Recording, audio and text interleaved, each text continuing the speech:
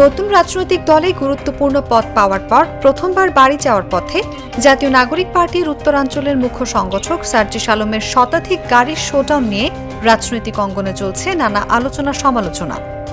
BNP মহাসচিব মির্জা ফখরুল থেকে শুরু করে প্রশ্ন তুলেছেন দলের জ্যেষ্ঠ যুগ্ম সদস্য সচিব তাসনিম জারাও।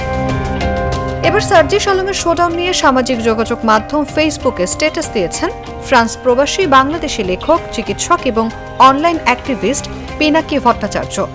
মঙ্গলবার দেওয়া ফেসবুক স্ট্যাটাসে পিনাকি সার্জিসের শোডাউনের মূল উদ্দেশ্য এবং রাজনৈতিক শো অফের বাস্তবতা নিয়ে প্রশ্ন তুলেছেন এবং ক্ষমতার প্রতি তার প্রতিক্রিয়া তুলে ধরেছেন। পোস্টে পিনাকি বলেন, রাজনীতিতে শো অফ গুরুত্বপূর্ণ। আপনি কি শো অফ করবেন সেটা দিয়ে আপনার ইমেজ তৈরি হয়।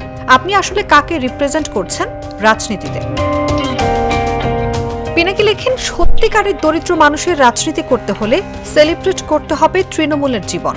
বিপ্লবে গাড়িতে চড়া লোকেরা রাস্তায় প্রতিরোধ করেনি, তবে লড়াইকে স্যালিউট করেছেন এক রিকশাওয়ালা।